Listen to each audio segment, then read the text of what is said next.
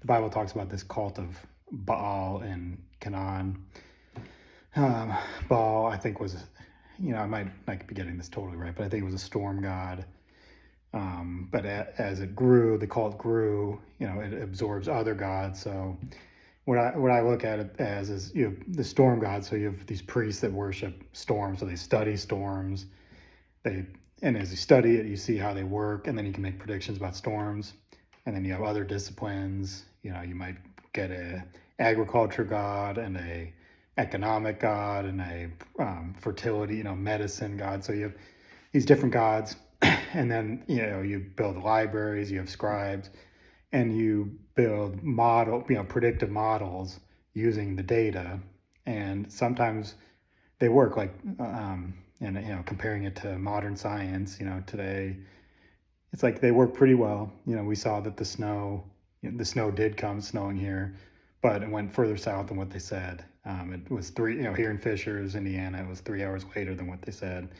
So it's like they built pretty good models, but they don't get it totally. Now, what does the Bible say about the worship of Baal? Well, in Deuteronomy, God tells the Israelites, to the people who survived, it says, "You saw what I did to the people who followed Baal. I destroyed them from in your midst." Basically people that were among the Israelites following Baal, God destroyed them. But you remnant, you trusted me, and you escaped death. God says to people who they hoard themselves out in Shebite, they hoard themselves out to the Moabite women, and they went along with Baal. So they went along with these new models, these new systems that say that they can predict the future. They say that they can do they make all these promises, but then they end up in calamity. Whereas, God tells the Israelites, every day I will bring you manna from heaven, manna and quail. And every day God delivered, and they went out and they gathered, and God told them, don't gather it because I'm going to give it to you again tomorrow. So God provides, whereas these new systems, they make they make all kinds of promises, they make all kinds of predictions. They do have a lot of data. Sometimes they are accurate, but sometimes they can be manipulated by the people at top for their own profit. We see also when the Israelites are in Egypt, Moses turns his staff into a snake, and the Egyptian magicians do the same thing, but Moses's snake swallows up the Egyptian one. So it's like you have these two systems. One, biblical truth is rooted in Torah, rooted in the moral law that is tried and tested over generations. Whereas this new data, it's trust the science, and it's constantly changing. It's being manipulated. They are powerful, but they're not rooted in anything. But where the Bible, God's truth, is rooted in historical from Adam to Noach to Abraham to Moshe, the prophets, to David, through to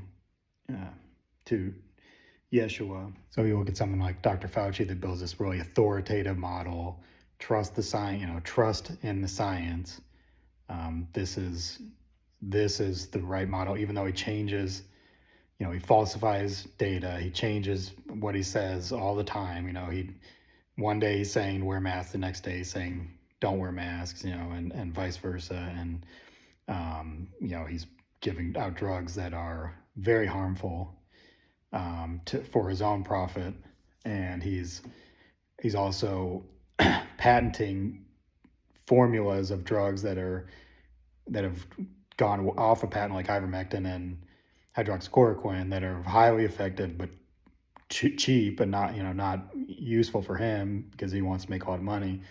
So he takes those formulas and repatents them with other almost identical drugs. And so yes, I think this is Baal, the cultists, and people like Fauci and Bill Gates. I do think it's the same thing, because one, you have the biblical truth, tried and true, conservative, traditional first principles, 10 commandments, the first law, be fruitful and multiply.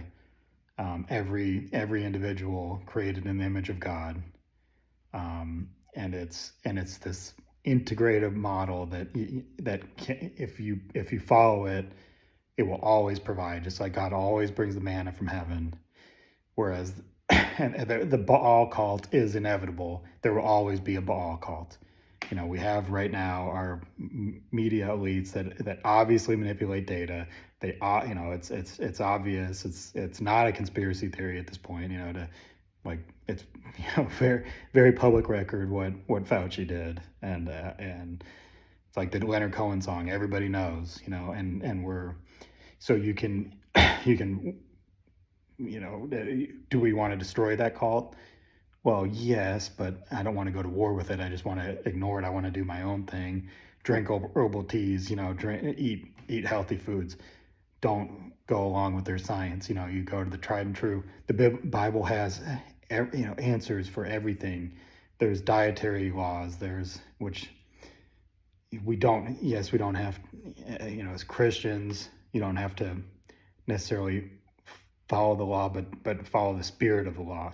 So these restrictions, fasting, so many things, prayer, meditation, so many things that are just so useful for the soul and for the body, for health, relational,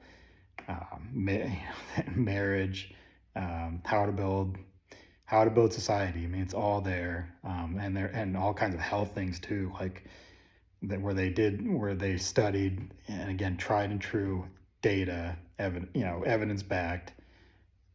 I believe good science throughout the generations that is tried and true it should be living. Living documents like the Torah, like the Talmud, and different medical journals that have not been captured, that we can look to, and see these tried and true methods that are not being manipulated, not this not this out of control science is not rooted in anything. We have to have a rooted science built on first principles, and that's what I think we're lacking in this modern system. This weather, whether you think that they're manipulating the weather, I don't think that they have that power, but they certainly look at gain of function research on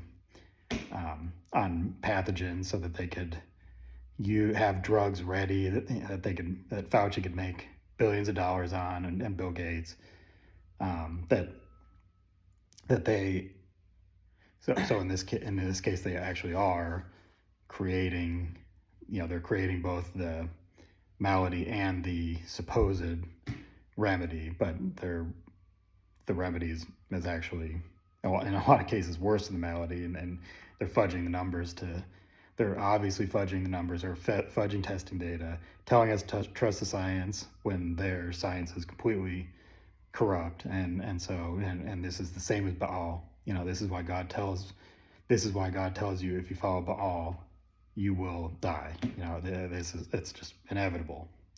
So Baal exists. There's nothing you can do about it. It's always going to be there. But follow that Bible, follow the divine law that's tried and true. We root ourselves in that, and that is who God says is delivered. That didn't go follow Baal.